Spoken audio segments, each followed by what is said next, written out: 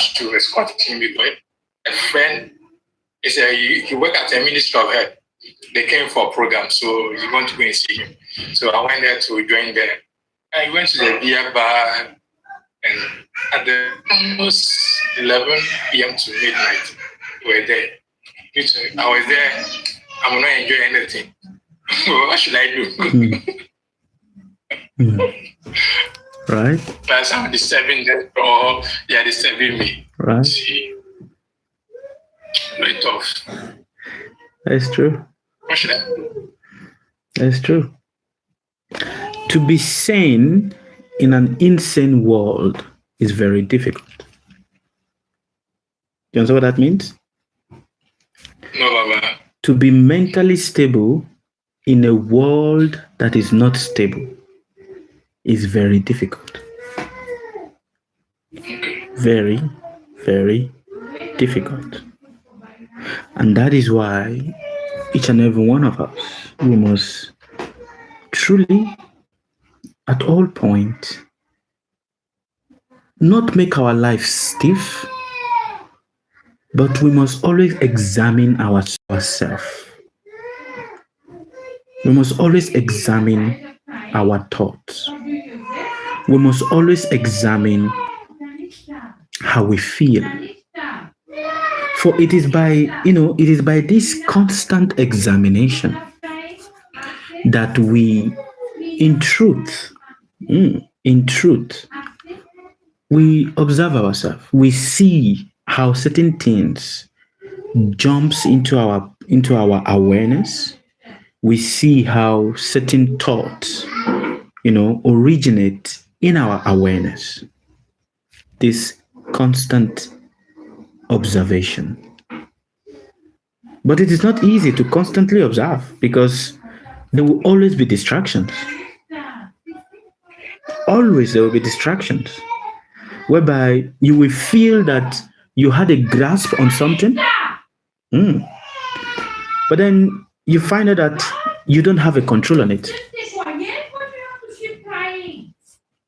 You feel that you have a grasp, but then, you don't have a grasp. And that is just how life is. It's just how life is. Your duty is to constantly remind yourself that there is nothing about this that is permanent. There is nothing about this circumstance, this situation, this event that is permanent. And that is something, that is very, very important. And the reason why I want us to have this, conversation and this discussion today is to basically, it's like a self-examination of yourself. Do you guys hear the sound of my child crying? Please forgive us. That is family, This is my children. This is just how they are. That is the process of their own evolution. Now, in this point, did any of you get sad this week? Very good. Yes, Baba. Okay. Okay. I felt it, but not long. Okay. Very good. Yeah. Very good. Did a weird thought jump into your head this week? To all of you, not just only to Mr. Donaldson, but to all of you. Yes, please. Okay. With me, I did. Okay. Very good. Did you all of a sudden start feeling that you are a bit left behind compared to many of your, people? Did that happen? Yes, Baba. Okay. Yes, Very Baba. good. Very good. Now, did you observe what is it that brought that thought to you? Baba, it's not quite. It's something my ego wants so that it will be happy. Something the ego wants so that it can be happy. Very good. What else? Comparison. Comparison. Beautiful. Beautiful. Very nice. Comparison. What else? An idle mind. An idle mind. Very nice. Very nice. Thank you very much. Prabhu? Yes. Fear. Okay. Very nice. Lots of sound, Baba. Lots of sound. Very nice. Yes. Pami Badam Prabhu. Babaji, this week is really important. My turning point of life. I cancel all the games. Very good. I take a decision. Doesn't matter how the life shows me. I accept it. Very good. Right? How the financial situations comes up, I will accept it. Very good. Because break time last, I think 3 days ago, break time I'm listening your sound of voice. So I take a step to all the breaks pulling me down, pulling me go to back. Even remember the last June month, you give everyone, okay, take a fast one thing. I take a fast 15 days, but still I broke that one. But now, this week is very powerful. So shift is coming. Very good. Very good. May this. I delete everything. Very nice. Very nice. May this shift remain permanent in your life. Thank you, Baba. Now, there is the point of this question is for us to. It's called a Crux examination, whereby you will see that many of the thoughts that came into your head was born out of two things: what you saw and what you heard. These two. And it has been so for quite a long time. For a very long time. Many of the thoughts of anxiety that comes upon us, it's not because we choose to think of it. No. Many of the thoughts of fear that came upon us is not because we choose to think about it. It is always born from two things: what we saw and what we heard. Now, what you saw can also be just you appreciating something. Are you understanding? It's not necessarily not necessary that you saw something very bad.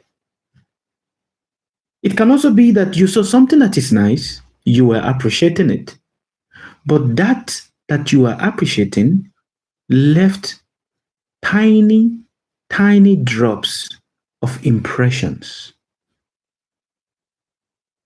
And those tiny drops of impressions comes later on to cross-examine you. All right, let's see where you are. And boom, you will just be on your own, and maybe you wake up you were sleeping and then you wake up, or you were eating and boom, the thought just da-da-da. What do you think about this, your friend? Oh, see this person. Oh, when will my life also become stable? Oh, wow, look at, oh, look at this thing, this financial issue. Oh, look at this relationship issue. Tiny.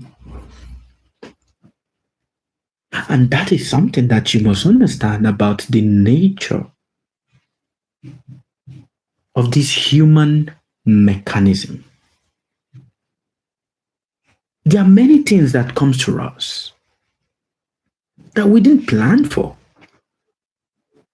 Many things, many emotions comes to us.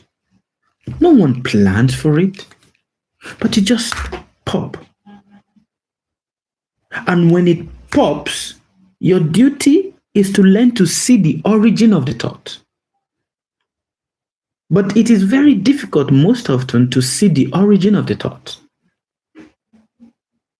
For when we don't see the origin of the thought, what happens? The mind just starts weaving the story, continues, and then we are in this endless cycle of it. That we are not able to see the beginning, we are not able to see the end. Just not able to. And that's just something. It's just something. And hence, my dear brothers, my dear sisters, my beloved friends, it is very, very crucial that on this journey of existence, on this journey of you being alive, experiencing life, it is very important that, see, Monday, Tuesday, Wednesday, Thursday, Friday, Saturday, Sunday, different emotion, different expressions of emotion springs into you.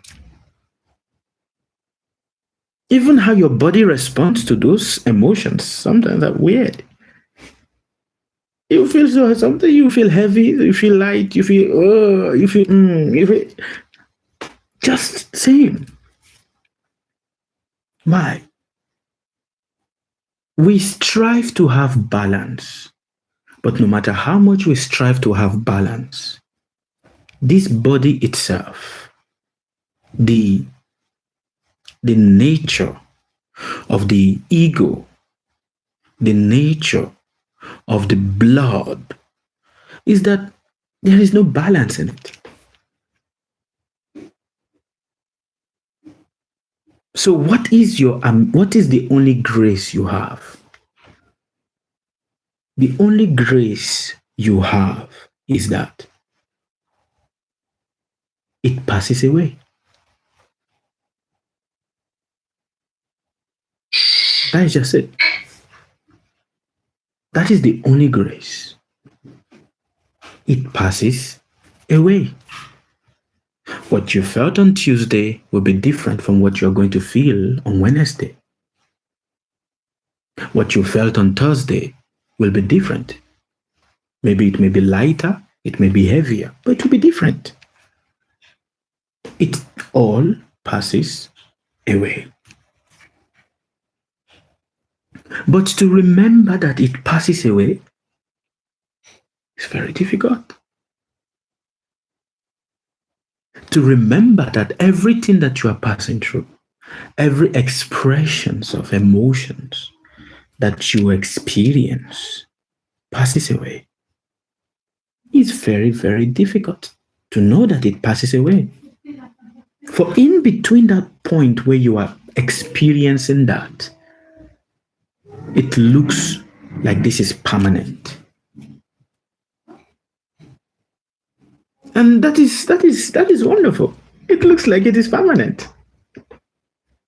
I want you to just sit back. I want you to sit back. Let us do an imagination. Let us do an imagination. Who is from Nigeria here? I'm from Nigeria. Any of you from Nigeria?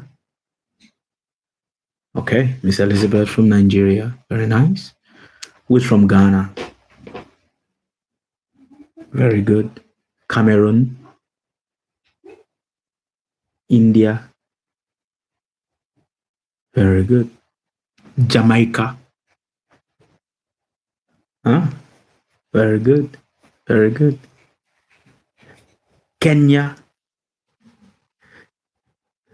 Very good. Now, to all of you from the different part of the world that you are from, I want you to do an imagination, which is imagine yourself living in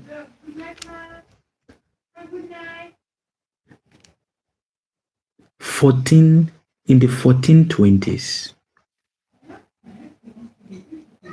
Do you understand? I want you to close your eyes and imagine yourself living in the 1420s, the year 1420. While living in that year, 1420, I want you to see, just feel the same emotions you felt in that period.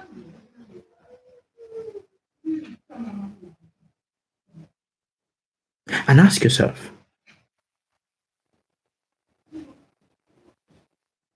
what is the difference between that emotion then and the emotion now?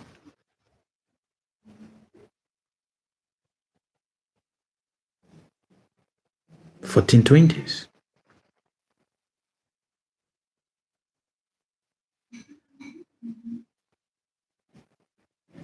Imagine yourself there.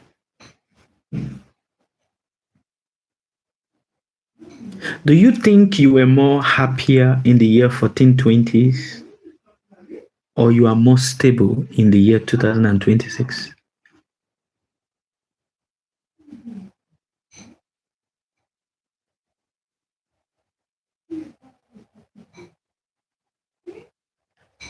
Look at it. Basically, what we're doing here is called inner exploration.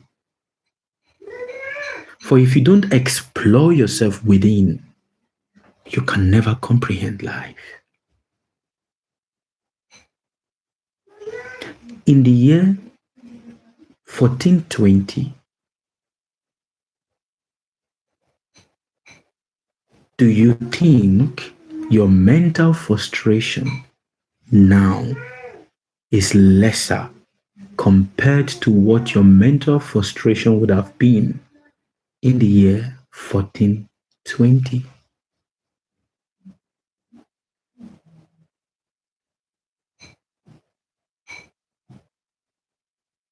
To understand, to be able to make your imagination more fertile, try to look at how living life would have been for the people of your country or the people of your nation around that year.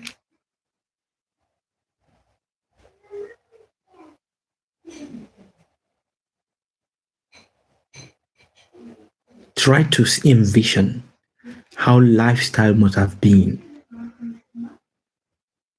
If we look at it in the year 1420, some of you that are here will have been sold into slavery. Absolutely. Some of you that were here will have been used as a blood sacrifice to appease a particular god or a goddess. And some of you that are here will have been sick with a particular sickness, ailment. And even to make it even far worse, some of you that are here will have been, a servant of another person. That's just it.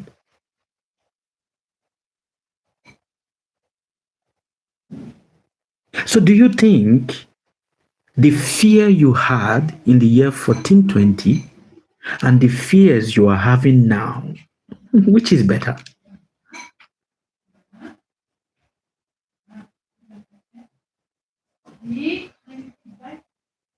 Let us discuss. Now you can open your eyes. Now let's discuss.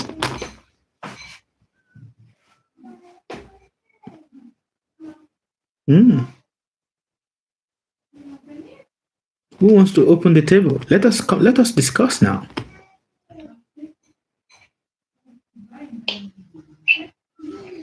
About half naked in the forest. Half naked in the forest, isn't it? Yes, correct. 1420s. Yes. Struggling to have an education. Yes. Yes, Miss Elizabeth. Dr. think it was more peaceful then. More peaceful. Are you sure? I don't know. I think so. It wasn't peaceful. If you really look at the year 1420s, there have never been any year in the cycle of a human being that is peaceful. That is just it. There have never been any year in the cycle of a human's life that is peaceful. Yes, Miss Susan? So, Yeah, please tell me. yeah. Like Mr. Donaldson said, he might have been naked in the forest. You know, I think then people were more helpful to each other. And now I think the world is so full of chaos and war, and we are so selfish. And yeah, that's why I said it was more peaceful then. If you look at it from that perspective, that people might have been helpful to each other, being in the forest and naked in the forest and everything like that. But no, helpfulness is dependent on the community at which you belong to. That is just it. Yes, Miss Susie. Yes, Baba.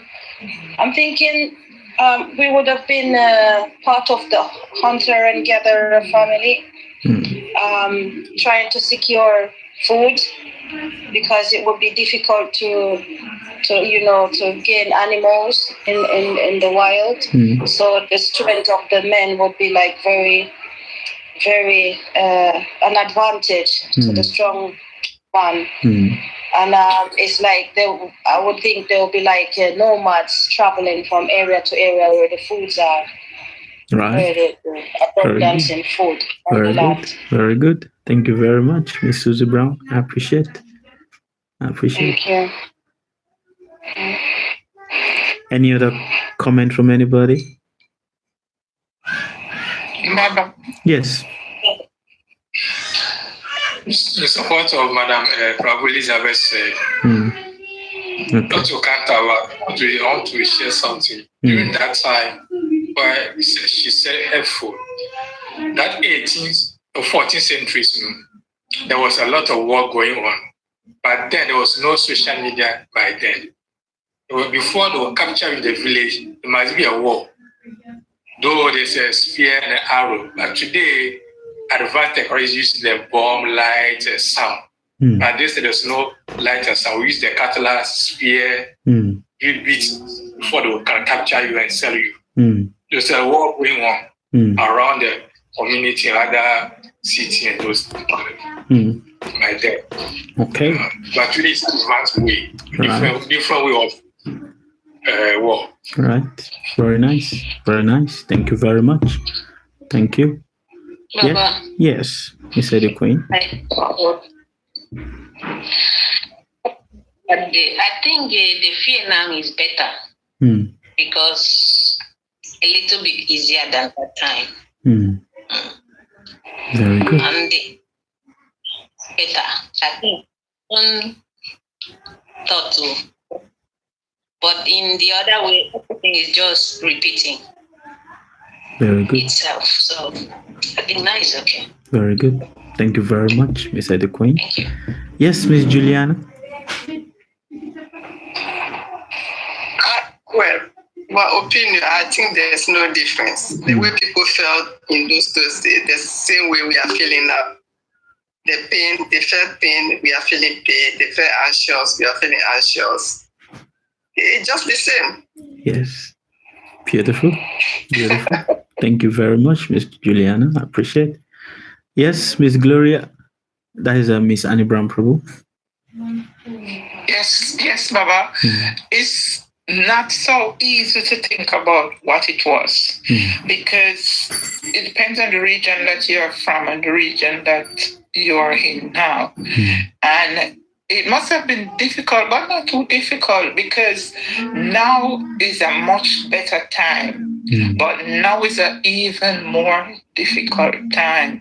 So that shows that it rolls itself.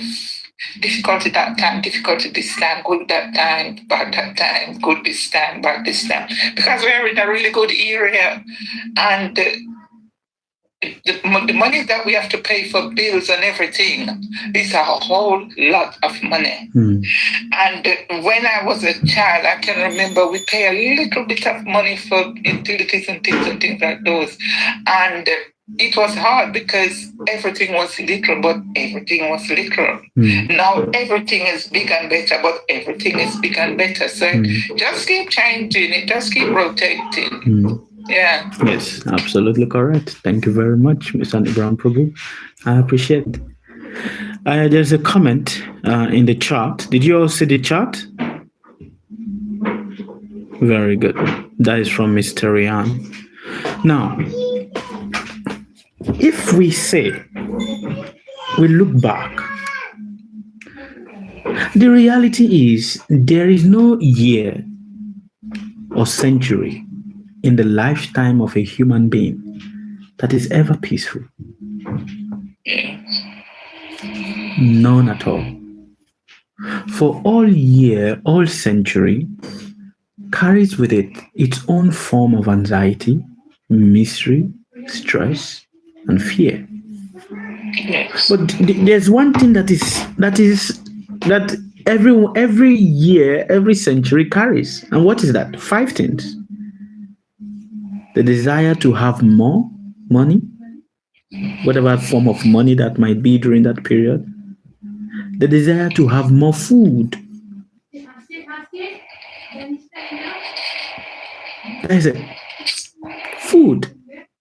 So in all centuries of a human's life, food is the greatest form of anxiety, and that is what has put a lot of people in so many issues. Abundance of food. Which then, if we decide to, look at all our fear, worry, it's all centered around our stomach, is it not? That is it. It's all centered around our stomach. How do I feed the bottomless pit that is inside of me? Your stomach is a bottomless pit. There is nothing you put into it that stays. You guys have heard of the conversation of the endless pit a human falls into. When we hear about that, we believe it's just a metaphor to describe the cycle of emotions and everything. Yeah, that is there, but the bottomless pit you carry inside of you. And this bottomless pit, you've been carrying it right from the moment you were born. Your parents carried it, your ancestors carried it, you are also carrying it. A need to constantly feed that pot. Now, let us have a wide imagination right now. Do you think if a human was born without stomach, and without the need to eat, do you think a human being will be more peaceful?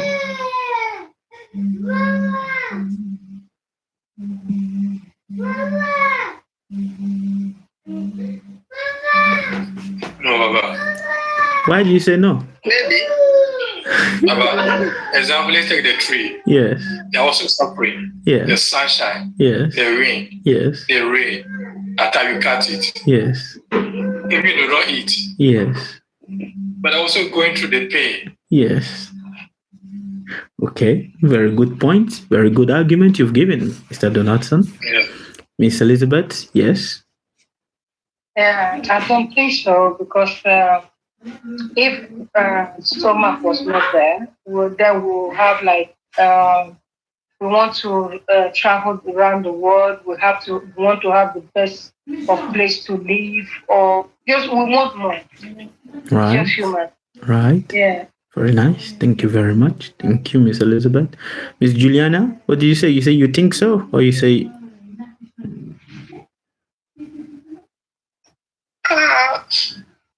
I don't.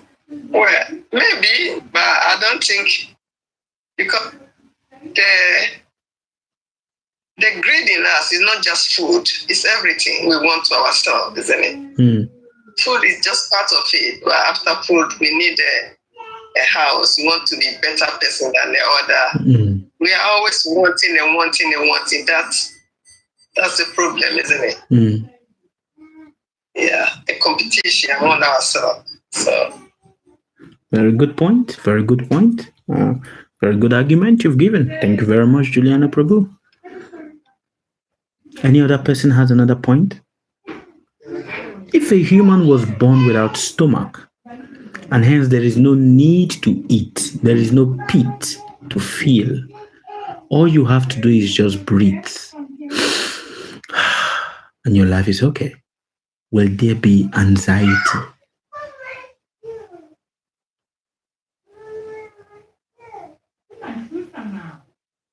What about the shoe? What about the dress we put on? Yes, we are going to come to that, but the question still remains. If a human was born without stomach, there's nothing to feel it. It's just breathing. Will it be peaceful? Yes, kind of, a bit. It will be better. It will be better. The question is, in this world, how come the problem is solved, isn't it? Right. Okay. Very nice, Miss Juliana Prabhu. Yes, Mr. Donaldson. In Africa, we have everything. Americans, we have everything, but they are not satisfied. They are just going round begging, killing themselves for natural resources. About getting natural resources, we are just piling down there. Yes, absolutely correct. Your point. Go for it. Yes. That's the nature of a human being. Right. Until you understand yourself. Your point is also correct. Your point is correct. Yes, Miss Annie Brown. Yes, Baba. I think there still will be the anxiety because all of it is in the mind. It's not in the stomach. It's the mind that think and want and still be, even if we didn't have stomach, we still have mind. Okay, very nice. Thank you very much, Miss Annie Brown. Yes, the Queen Prabhu. But there will still be problem because even the air we breathe is still food. So anxiety will still be there. Okay, thank you very much. I appreciate it. Merci. Yes, any other comment? Babaji, because the desires are never ending. Our desires are the main cause of all the situations, problem, all the doesn't matter we have stomach or not, but the desires are our own create the reality. How we desire the things, how we admire, right? So it's not only the food. Desire have a vast impact on our lives. Right. Okay. Thank you very much, Ms. Pami Badam Prabhu. Is there any other comment from anybody? Please, I would like to hear your thoughts before I share my own opinion.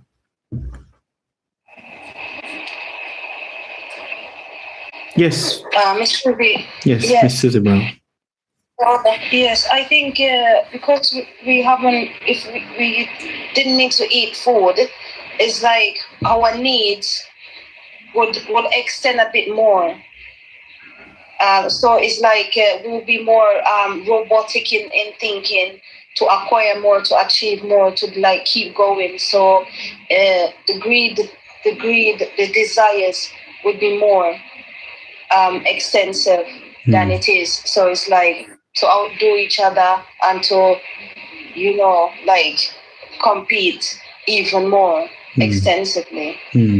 So the greed and all of that would be even, because you don't need to refill, you don't need to replenish, you just keep on going. So all the anxieties would be more, it would be like non-stop, robotic like. Okay, it will be robotic-like. Okay, thank you very much, Ms. Susan Brown. I appreciate it. Can I ask you guys a question before I share my opinion? Yes, Baba. So, someone hand is up. Gloria, Miss Gloria, want to speak. Oh no, Miss Gloria, you want to speak? Her hand is down. No, I just took it down. Sorry. Okay. All right. I want to ask you guys a question before we continue. Have any of you fasted before? Very good. When you fasted, and there is the limit of intake of food into your stomach, how was your nature?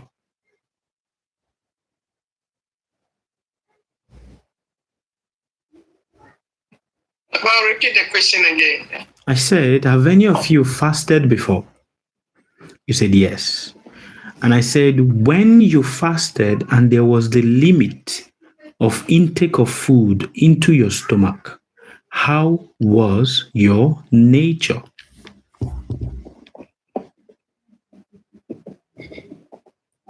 About sometimes you want to take it more.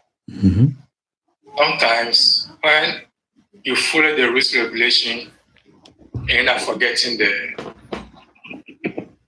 food. You can really end up continue to up to the next day. Mm-hmm. Yeah. So I had. Yes. So let's say you fasted for long. How do you become? The arrow. Anything you don't like it, you wanted to eat it. Yes, that is always in the beginning. But after you've done it 1, 2, 3, 4, 5, 6, 7 days, 8 days, and your body has gotten adjusted and accustomed to it, how does your personality become? Does it become gentle, calm, or does it become loud? Becomes more gentle, more calmer.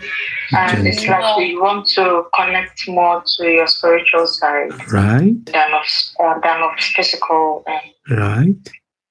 It becomes more gentle, more calm. Yes. Yeah.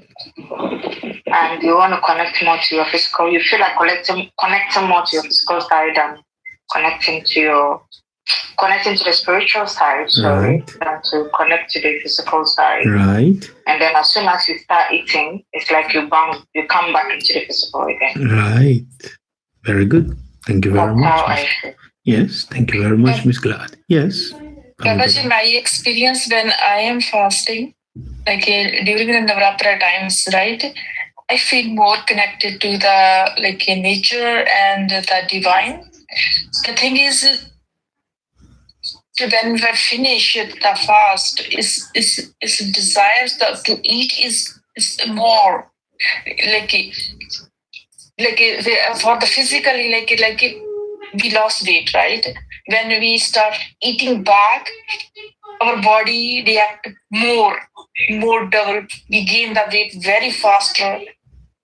Even our body also shows that doesn't matter how suppressed your things or feelings, it come out a little bit more loud, more wider. I felt that way also. Beautiful. Let me share you my opinion. If a human was born without stomach, there is no pit to fill. He actually becomes nature personified. You understand what that means? He becomes what? Nature personified. When we talk about, but what about the greed? What about the ambition? The greed, the ambition is fueled because of the bottomless pit that the human carry. The thought will be there. The aggression will be there, but of course, The irritation will be there, but of course.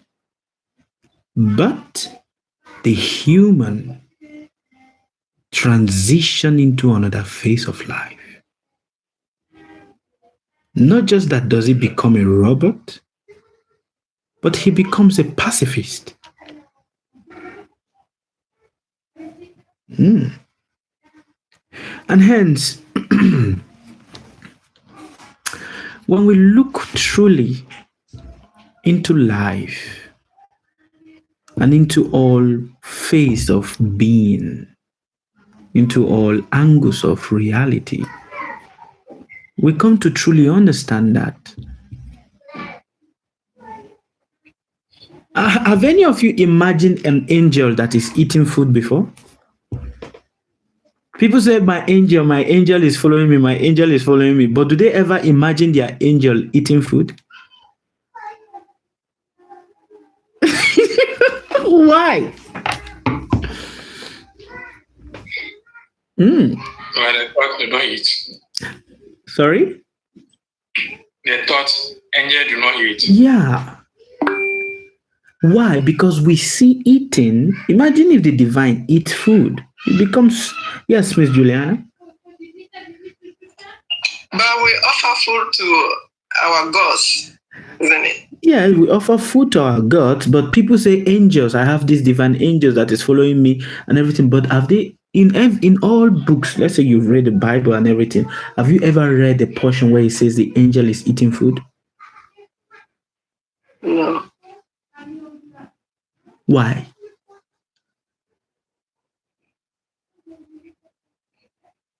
Because they are supernatural. Because they are supernatural. So eating food is only that of the humans, not that of the angels. But then how can that be? And that is it. When a man stays for 1 year without eating food, what do you think people naturally want to do to the person? They want to worship the person. Why? Because it is seen as how? But in truth, if a man anyway, we're having a discussion, so we're speaking out loud. We're thinking out loud. The truth is, what fuels your greed, what fuels your ego, is highly connected to your bottomless pit, which is your stomach.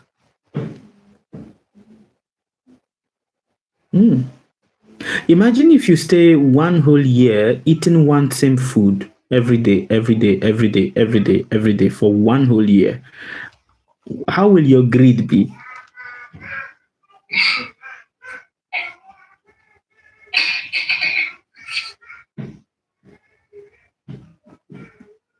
Do you think the greed, it will be there, but it will be different? That is something.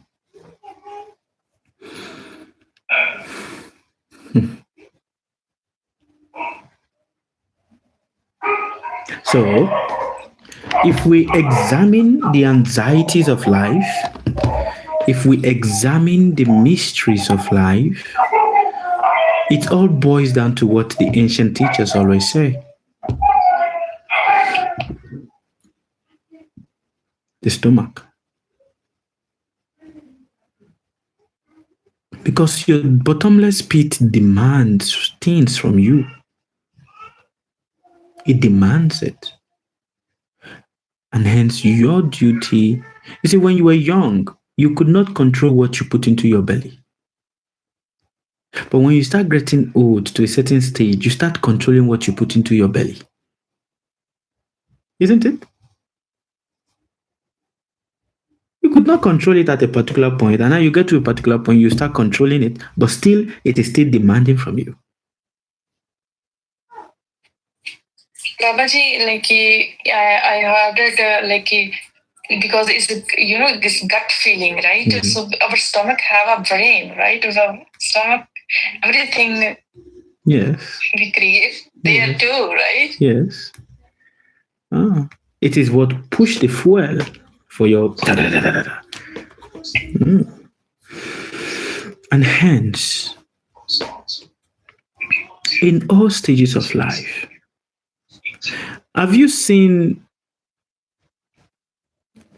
a person that eats their food gently? Do you see how they really become? A person that eats their food very gently, not rushing, but gently. Do you see how they become? And also become gentle or calm. Right. And that is something that is there. When you eat food in a rush, your life will also become rushy. When you eat food gently, that also becomes how you see life. And now we use this as an ending point for this discussion we are having today. I have said to many of you, be mindful of how you deal with life. Isn't it? Now I'm saying to you, be mindful of how you eat. When I say mindful of how you eat, it's not saying that you should not eat food. I'm saying you should eat food, but eat it with mindfulness. You got my point? So because when people say, oh, be mindful of this, they naturally what they think is they are telling them to avoid it. No, I am not saying you should avoid food. I'm just saying while you are eating, eat with what? Mindfulness. If you are eating a biscuit, eat it with mindfulness. Even if you are drinking a tea, drink it with what? With mindfulness. If you are, whatever it is you are eating, eat it with mindfulness. Try this. Let us do this experiment, all of us. You don't need to tell me how you feel after, but I want you to observe yourself for 9 days. Eating mindfully. Sir, excuse me. Do you mean when you mean mindfulness, like your intention? Put your intention on it. Yes, put your intention on it. Or see, mindfulness has been interpreted in so many ways.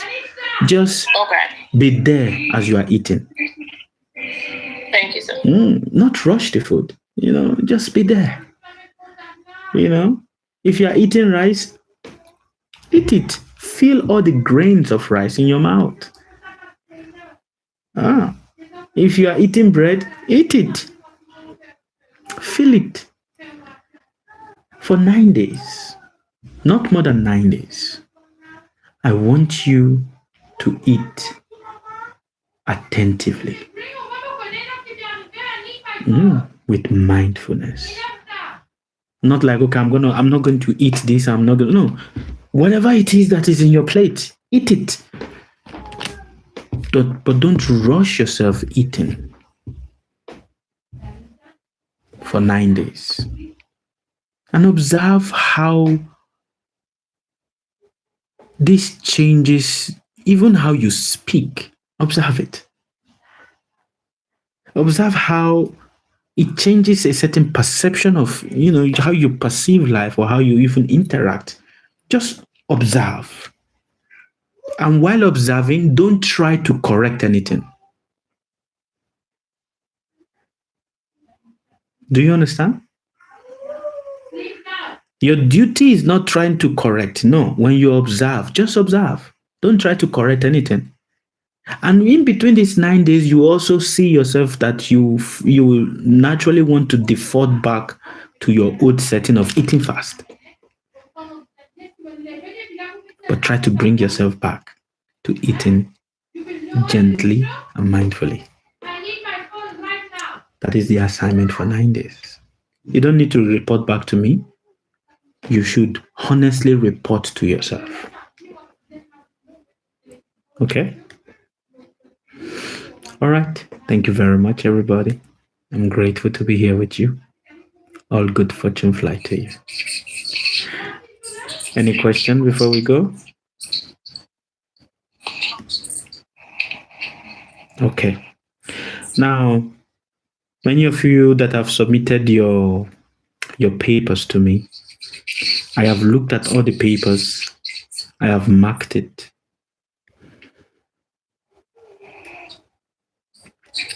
But I did wrong in the sense that in the beginning, after the exam, I started giving out the answer. I should have collected all the papers from all of you. So I did wrong.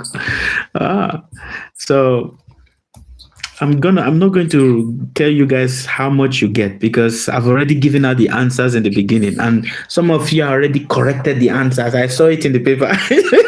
some of you already corrected the answers and everything like that. So next test, it's going to be impromptu. And this time you're going to submit it to me. I will mark it because I will know the answer. I'm not going to share the answer with all of you. Then I will submit. Thank you very much. All good fortune fly to you. And I appreciate you. And yes, Miss Pami Badan said something very important. There is the Guru Purnima that is coming up. Guru Purnima simply means the birth, the day to celebrate the teacher. So to everyone that has been a teacher in your life, on that day, that is the Guru Purnima. Which date is it, Miss Pami Badan? I think end of the month.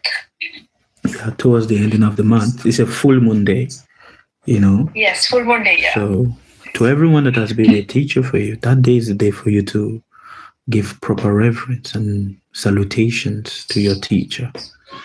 Because that is basically life. Since from the moment we were born till now, we have just been meeting teachers in different ways. The good ones, the bad ones, the saintly ones, the notorious ones. That is just what we have been meeting. So give reverence to all your teachers. Okay? Yes, Papa. Thank you very much. All good fortune fly to you. And goodbye. Thank you. Ciao. Thank you, Papa. Bye. Thank you. Thank you, sir. All right. Thank you, Papa. Ciao. Bye, everybody.